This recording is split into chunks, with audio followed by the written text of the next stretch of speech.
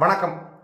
49 ஆண்டு காலமாக இந்திய திரையுலகமே கொண்டாடக்கூடிய ஒரு சூப்பர் ஸ்டாரா ரஜினி அவர்களை நம்ம பார்க்குறோம். அவர் பண்ணாத சாதனை கிடையாது, பார்க்காத புகழ் கிடையாது, சம்பாதிக்காத பணம் கிடையாது, போகாத உயரம் கிடையாது. அப்படிப்பட்ட ஒருத்தருக்கு இந்த சூப்பர் ஸ்டார் அப்படிங்கிற ஒரு அந்தஸ்து, இந்த புகழ்லாம் என்ன அவ்வளவு சாதாரணமாக வந்துருச்சா? அதற்கு அவருக்கு வந்த எதிர்ப்புகள் எவ்வளவு, அவர் சந்திச்ச போராட்டங்கள் எவ்வளவு, என்னெல்லாம் அவர் சந்திச்சிருக்காரு, எவ்வளவு போராட்டங்களை தாண்டி இந்த இடத்துக்கு வந்திருக்காரு அப்படின்னா அதெல்லாம் மிகப்பெரிய கதை. அந்த காலகட்டம் நீங்க ஒரு 48 49 வருஷங்களுக்கு பின்னோக்கி போனோம். 1970களில் அப்போ 78 79 வச்சுங்களேன். அந்த காலகட்டத்தில் ரஜினி அவர்கள் ஒரு வருஷத்திலேயே 18 20 படங்கள்லாம் நடிச்சார் ஒரு வருஷத்துல. அப்படி வளர்ந்து வர்றார் நல்லா. அப்போ நிறைய சர்ச்சையான விஷயங்களும் நடக்குது ரஜினிகாந்த் அவர்களை சுற்றி. அதாவது ஜெயமணி அப்படின்னு சொல்லி ஒரு பத்திரிகையாளர், ஒரு நிருபர், அவரை ரஜினி அவர்கள் கார் ஏற்றி கொல்றதுக்கு முயற்சி பண்ணிட்டாரு அப்படின்னு சொல்லி அவர் மேலே ஒரு குற்றச்சாட்டு வருது. உடனே ரஜினி அவர்கள் சொல்றாரு, அப்படிலாம் நான் எந்த ஒரு முயற்சியுமே பண்ணலை, அன்னைக்கு டிரைவர் ஒருத்தர் வரல, நான் காரை எடுத்துட்டு போனேன், தெரியாம மோதிரத்துக்கு போயிட்டேன், இது நான் வேணும்னே பண்ணலை அப்படின்னு ரஜினி அவர்கள் சொன்னாங்க. அது மட்டும் இல்லாமல் தொடர்ந்து ரஜினி அவர்கள் அடுத்தடுத்து படங்களா ஓய்வு இல்லாமல் நடிச்சுக்கிட்டு இருக்காரு. இரவு முழுக்க தூக்கம் கிடையாம, பகல் தூங்காம, இரவும் பகலும் நடிச்சுக்கிட்டே இருக்காரு. ஒரு கட்டத்தில் அவருக்கு அது மன ரீதியாக ஒரு மிகப்பெரிய பாதிப்பை ஏற்படுத்தி அவருக்கு நர்வஸ் பிரேக் டவுன் ஏற்பட்டுருச்சு. மன ரீதியான ஒரு பாதிப்பு அந்த காலகட்டத்தில். அது ரொம்ப கஷ்டப்பட்டார். அப்போ எல்லாருமே சொல்லிட்டாங்க, இனிமேலாம் ரஜினிலாம் அவ்வளோதான், இதுக்கப்புறம் அவர் எங்கே குணமாகி இதுக்கப்புறம் அவர் படம் நடிச்சு என்ன பண்ண போறாரு, 3 வருஷத்துலேயே முடிஞ்சு போச்சு, ரஜினியுடைய கரியர் முடிஞ்சிருச்சு, அவருடைய சினிமா வாழ்க்கை முடிஞ்சு போச்சு அப்படின்னு எல்லாரும் சொல்லிட்டாங்க. எந்த தயாரிப்பாளரும் அவரை வச்சு படம் எடுக்கிறதுக்கு முன் வரல. எல்லாருக்குமே பயம். ஏன்னா இப்படி சிக்கலில் இருக்கக்கூடிய ஒருத்தரை வச்சு நம்ம படம் பண்ணால் நம்ம நஷ்டமாயிருவோம் அப்படின்னு எல்லாரும் முடிவு பண்ணிட்டாங்க. ஆனால் அந்த நேரத்தில் ஒருத்தர் இருக்காருங்க, தயாரிப்பாளர் பாலாஜி. எல்லாருக்குமே தெரியும், நடிகர் திலகம் சிவாஜி கணேசன் அவர்களோட நிறையா படங்கள் பண்ணியிருப்பாரு. சிவாஜி அவர்களை வச்சு தான் அவர் நிறையா படங்கள் தயாரித்தவர். அவர் ரஜினி அவர்களை வச்சு ஒரு படம் பண்ணணும்னு சொல்லி முடிவு பண்ணுறாரு. அதுவும் எந்த படத்துடைய ரீமேக்கு? ஹிந்தியில் அமிதாப் பச்சன் அவர்களுடைய நடிப்பில் வெளிவந்து மிகப்பெரிய வெற்றி பெற்ற டான் அப்படிங்கிற ஒரு திரைப்படம். அது ஹிந்தியில் 1978 வந்துச்சு.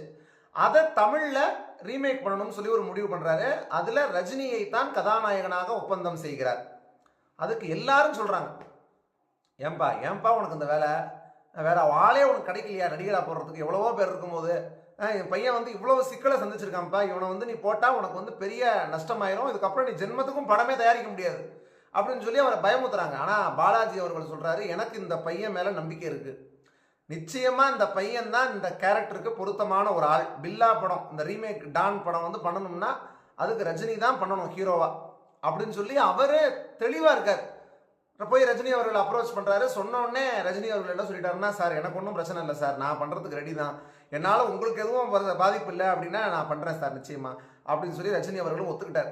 ஹிந்தியில் டான்னு வந்ததை தமிழில் பில்லான்னு பேர் வச்சு அந்த படத்தை உருவாக்குறாங்க.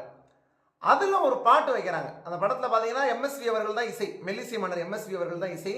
அதுமாரி பாடல்களை பூரா அந்த படத்தில் எழுதியவர் கவியரசர் கண்ணதாசன் அவர்கள் தான்.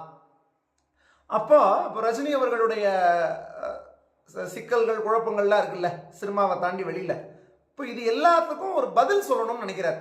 யார்? தயாரிப்பாளர் பாலாஜி அவர்கள். அந்த பதிலை எப்படி சொல்லணும்னா ஒரு பாட்டில் சொல்லணும் அப்படின்னு. அப்போ அதுக்கு பாட்டு எழுதணும்னா யார் சரியான ஆள்? கவியரசர் கண்ணதாசன் தான் எழுத முடியும். போய் அவர்கிட்ட சொல்லிடுறாரு. சொன்ன உடனே கவியரசர் கண்ணதாசன் அவர்கள், ஒன்றும் கவலைப்படாதப்பா, தெளிவாக அந்த பாட்டில் நம்ம சொல்ல வேண்டிய விஷயத்தை பூரா சொல்லிடுவோம் அப்படின்னு சொல்லிடுறாரு.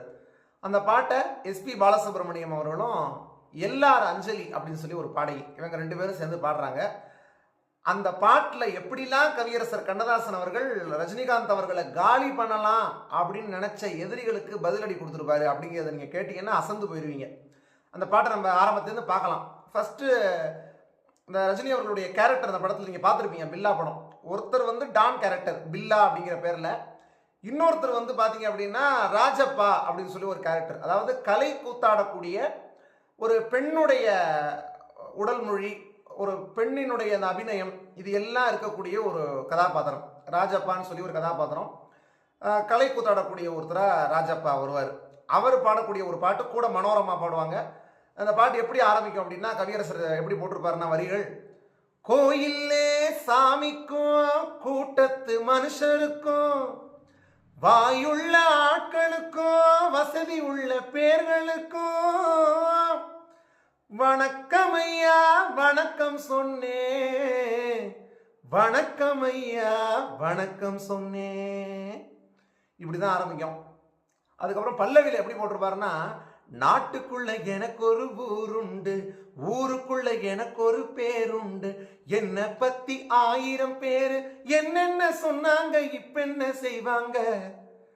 நாட்டுக்குள்ள எனக்கு ஒரு ஊர் உண்டு, ஊருக்குள்ள எனக்கு ஒரு பேருண்டு, என்னை பத்தி 1000 பேர் என்னென்ன சொன்னாங்க. ரஜினி அவர்களை பற்றி எப்படிலாம் அவங்க சொன்னாங்க, விமர்சனம் பண்ணாங்க, எதிரிகள் அவரை எப்படிலாம் காலி பண்ணணும்னு நினைச்சாங்க. ஆனா நான் பில்லாங்கிற படத்தின் மூலமா மறுபடியும் வந்துட்டேன்.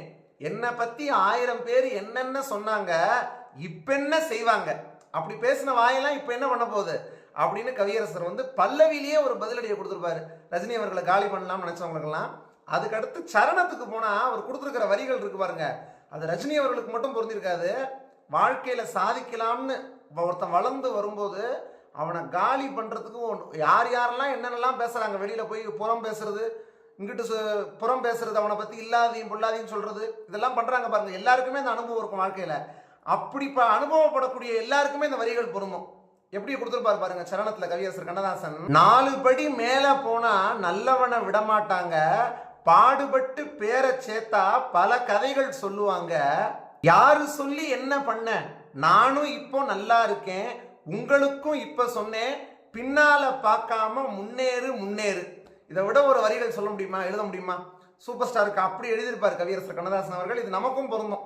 நம்ம வாழ்க்கையில ஏதாவது சாதிக்கலாம்னு கொஞ்சம் 4 ஸ்டெப் தான் எடுத்து வச்சிருப்போம். அதுக்கப்புறம் நம்மளை காலி பண்றதுக்கு ஒரு கூட்டமே வரும், புதுசா வந்திருக்காண்டா, அதுக்கெல்லாம் பார்க்காத, பின்னாடி பார்க்காம முன்னேறி போயிட்டே இரு அப்படின்னு கவியரசர் சொல்லக்கூடிய வரிகள் தான் அந்த வரிகள்.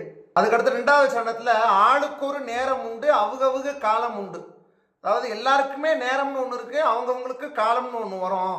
அதனால இவரை வந்து இப்படிலாம் பண்ணி நம்ம காலி பண்ணணும்னு நினைக்க முடியாது, இவருக்கான ஒரு காலம் வந்தாச்சு அப்படிங்கிற மாதிரி 2வது சரணத்துல முதல் வரியை சொல்லி, 1000 தான் செஞ்சா கூட ஆகும்போது ஆகும் அண்ணே, மூடனுக்கும் யோகம் வந்தா 3 உலகம் வணக்கம் போடும், நம்பிக்கைய மனசுல வச்சு பின்னால பார்க்காத முன்னேறு முன்னேறு அப்படின்னு கவியரசர் கண்ணதாசன் அவர்கள் சொல்லியிருப்பாரு. உண்மையாவே ரஜினி அவர்களை ஒதுக்கியவர்களுக்கு, அவரை எதிர்த்தவர்களுக்கு எல்லாருக்கும் ஒரு தரமான பதிலடி வந்து கொடுக்கணும்னு சொல்லி இவங்க நினைச்சு கவியரசர் கண்ணதாசன் அவர்கள் அதை கொடுத்த பாட்டுனா அந்த நாட்டுக்குள்ள எனக்கு ஒரு ஊருண்டு இந்த பாட்டு தான்.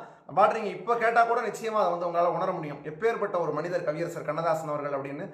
அதே மாதிரி நிச்சயமா அவரை பத்தி சொல்றத சொல்லிட்டே போகலாம், அவருடைய புகழ.